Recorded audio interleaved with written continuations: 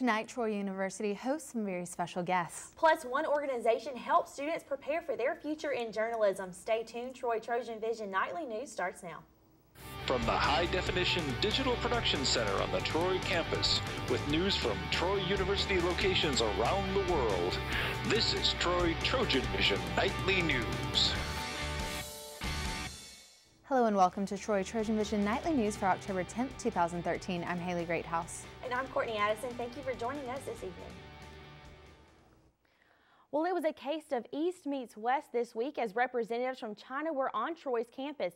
They were here for a symposium designed to exchange ideas between China and the state of Alabama. This week is Alabama-China Week, and as part of the celebration, Troy University hosted the second International Symposium on Alabama-China Education and Culture.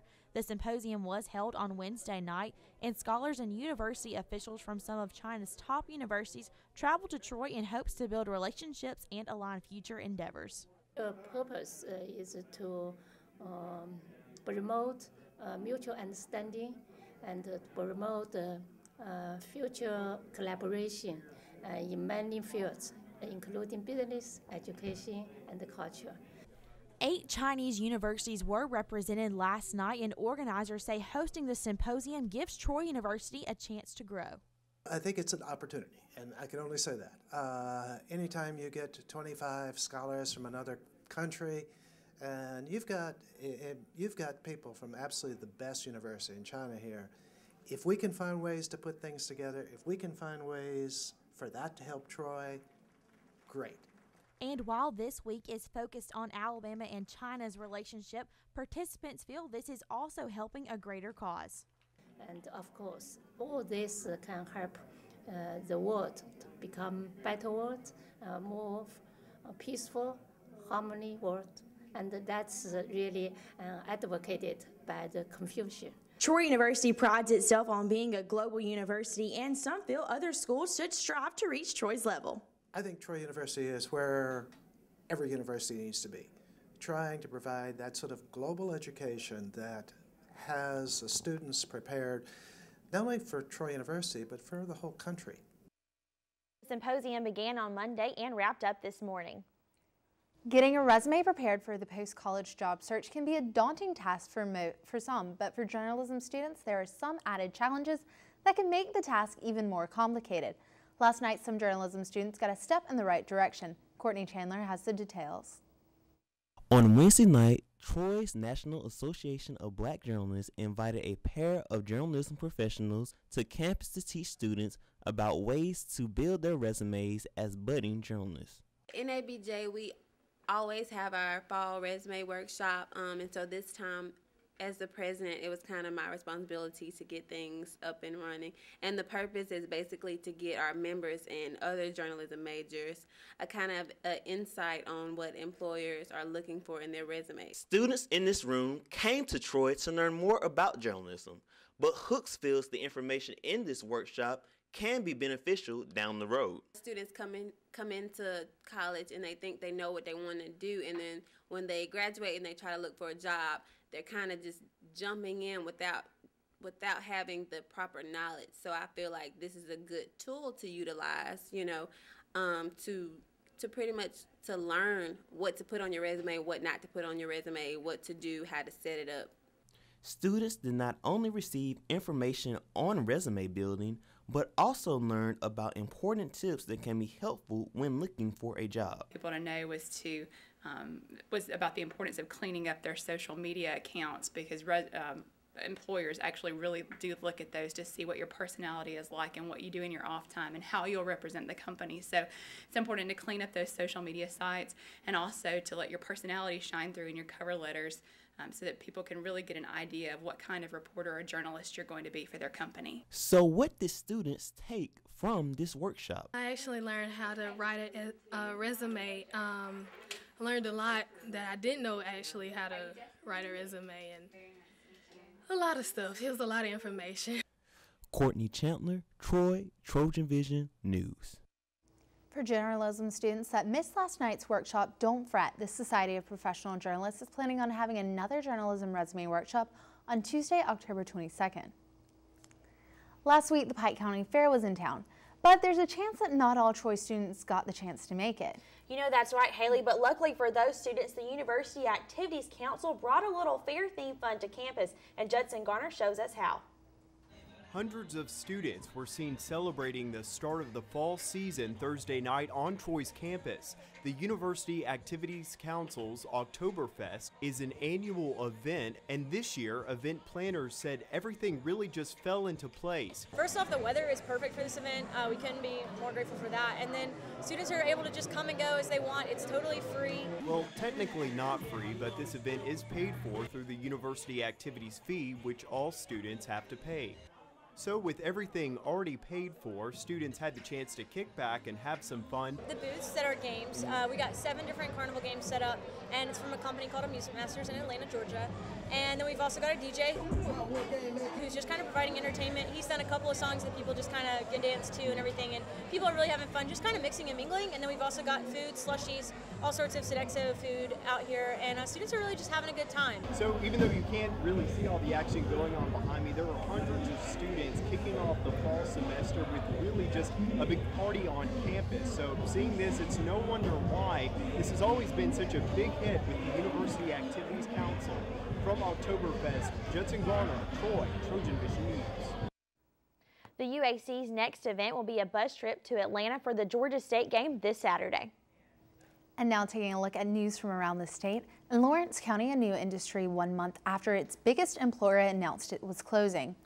IT Tri announced plans yesterday to invest up to $68 million in a steel tubing and pipe manufacturing plant in Trinity. And in Jasper, a West Virginia woman charged with concealment of a dead body in the disappearance of 2 Walker County women has been extradited to Alabama. Wanda Kaiser arrived at the Walker County Airport yesterday afternoon and was led from the plane in a wheelchair. She was later taken to the county jail. And in Montgomery, the state's Utility Regulatory Board could decide next month whether to make any changes in the rate plan for Alabama gas. The Public Service Commission held the last of 3 public hearings yesterday on the state's largest natural gas distributor. And still to come on Troy TrojanVision Nightly News, the Trojan football team snapped a losing streak that many people aren't aware of. Mitchell Spoon will have more when he joins us with sports. Now Mitchell Spoon joins us with sports. So Mitchell, everybody got to see the big Trojan win this past Saturday, which was such a nail-biter all the way down to the last second. That's right, and they actually broke 2 different streaks, a 3-game losing streak and one other, but I'll get more to that right now in sports. For the first time since 2009, the Trojan football team had more than just one reason to celebrate their victory over South Alabama. It was the first homecoming win as well in 4 years. For the past 3 years, the Trojans had fallen in what is supposed to be a time when fans, family, friends, and alumni showed up to enjoy food, fun, and a good football victory. In 2010, the Trojans lost to FIU and started a 3 homecoming losing streak.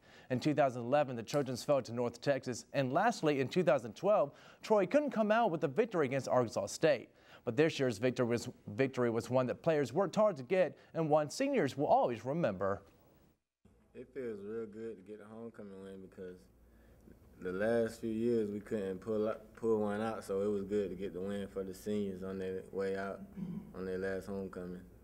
Oh yeah, that means a lot because, you know, previous homecomings we haven't won, so it's a big step for us in conference too, because now we 1-1 and we control our own destiny. The Trojans will look to use this momentum to get a victory on Saturday in the Georgia Dome against Georgia State. Kickoff is set for 2:30 and will be broadcast on CSS. And the Trojan soccer team is coming off of a fresh pair of Sun Belt wins, looking to get more under their belt as they hit the road for 2 crucial conference matches this weekend. The Trojans face Western Kentucky on Friday and then head to Georgia State to finish off a 3-game road trip on Sunday. The Trojans enter Friday's match with a 6-7 record and are currently tied for 4th place in the conference standings alongside of Louisiana Lafayette. Western Kentucky enters Friday's match with a 5-3-4 record, but are undefeated in the Sun Belt with a 3-0 standing, even though they are among the lowest in the league in goals scored per game.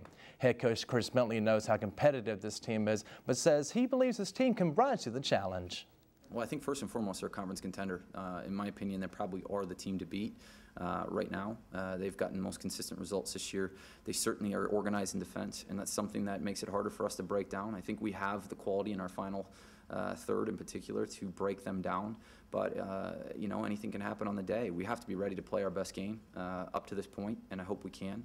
And I think if we do that, we can also develop further on and move ourselves towards the conference tournament in a better place. The Trojans and Lady Hilltoppers kick off on Friday at 1. And another piece of news for the team, freshman forward and midfielder Nicole Harris will throw on the black and gold colors of the Jamaican national team in next week's Caribbean Football Union U20 World Cup qualifier.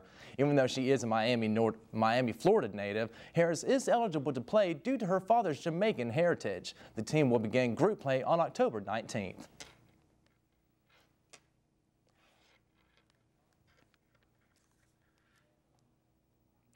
And the Trojan volleyball team continues its journey in the Sun Belt this weekend as Georgia State pays a visit to Trojan Arena on Friday and ULM comes on Sunday. The Trojans enter the weekend with a 7-12 overall record and a 2-3 record in the Sun Belt. Offensively, the Trojans are led by junior Maria Zelinovic, who is posting almost 4 kills a set, but she isn't the only Trojan pulling the offensive train.